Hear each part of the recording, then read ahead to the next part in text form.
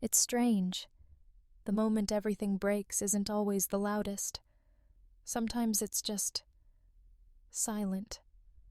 That's how it started for me. A quiet room, a boardroom full of power suits and fake smiles, and me, standing right in front of the girl who'd wrecked my life, dragging 2 suitcases behind me. You want a twist? Picture this. I handed my cheating husband's clothes to his intern, right in front of his entire company, while every secret he ever tried to hide came pouring out, one by one. That's the thing about betrayal. Sometimes you get to choose the stage for the fallout. Let me back up. 3 weeks before that moment, I didn't think my life could get any worse. I'd just buried my mother. My heart felt like wet concrete, heavy, stuck, hopeless. I remember coming home from the service in Santa Monica, peeling off that stiff black dress, and just wanting the world to leave me alone. My husband, Matt, was out. Again. He always had a reason. Late meetings, new clients, some crisis that only he could solve. I never questioned him. Not really. 14 years together, 6 years married. IVF, hormones, miscarriages. All the pain, all the hope. We were supposed to be a team, a family. But that night, fate decided I needed one more gut punch. I walked into our bedroom and saw Matt's iPad lighting up on the nightstand. Some instinct, I don't know, maybe desperation, made me pick it up. A single message, bold on the lock screen. Can't stop thinking about last night. Same time tomorrow? My stomach dropped. I unlocked it. I don't even remember typing the code, just my fingers moving on autopilot. In less than a minute, every illusion I had about our life was gone. Photos, hotel bookings, steamy texts with some girl named Lauren, young, fresh out of college, the new intern at his firm. I sat there, numb, while everything inside me cracked. It was almost funny. While I was mourning my mom, Matt was booking rooms at the Beverly Grand, with a girl who, let's be honest, probably still called her mom for advice. I didn't cry. Maybe I'd already run dry. All that was left was this white-hot anger. It burned away the sadness. I put the iPad back, sat there on the edge of the bed, and let it hit me. This is my life now. My mother always said, if you can't trust anyone else, trust yourself. Well, I did. And I decided right then, there'd be no begging, no screaming, no pathetic scenes. Just payback. Quiet, cold, perfect. That's when the plan began. I spent the rest of that night in my home office. Lights low, hands shaking, but my mind clear as a winter lake. I screenshotted every message, every hotel confirmation. I dug through old emails, found expense reports labeled client dinner that were just thin covers for affairs. I cataloged it all.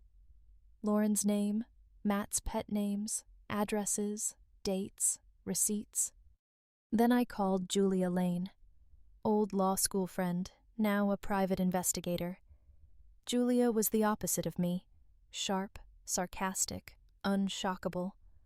I didn't have to say much.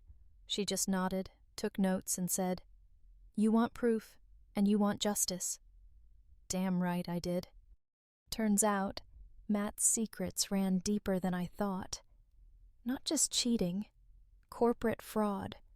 Julia uncovered it all. Company cards paying for getaways, fake consulting gigs for Lauren, shady payments routed through some shell company called Northbridge Analytics. Matt and his new best buddy, the CFO, were funneling money out. Lauren was on the payroll. Salary, gifts, even a fake strategic consultant title. I guess being a homewrecker pays better than minimum wage. Here's where it gets good.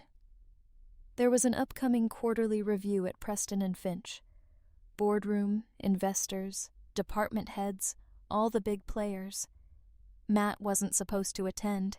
He had important client meetings. Julia and I made sure Lauren would be front and center.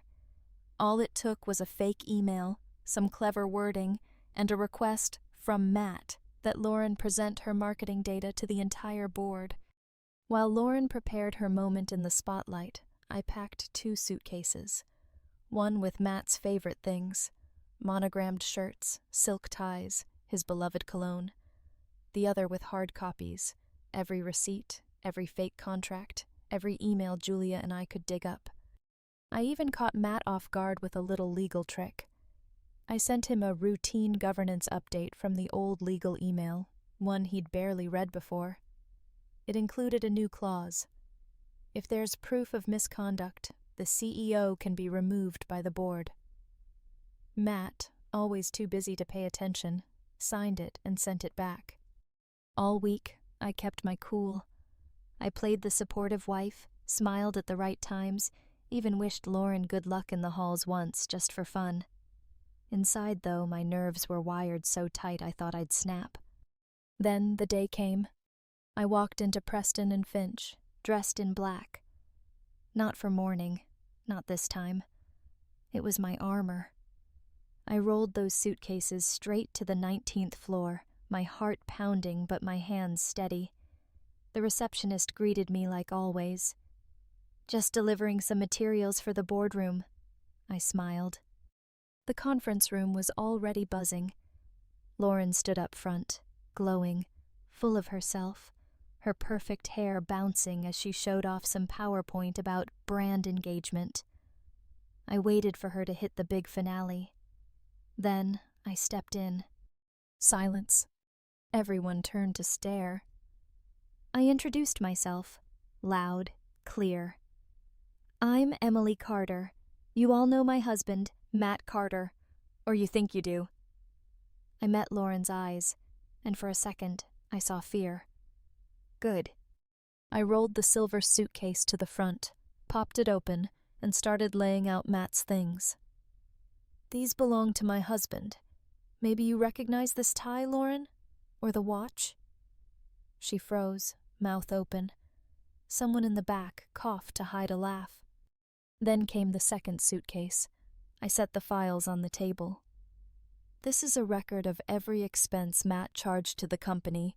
Hotels, dinners, rides, all labeled as business, but only ever with one guest, Lauren." I placed the thickest folder in front of the CEO, Greg Hamilton. He stared at me like he'd seen a ghost.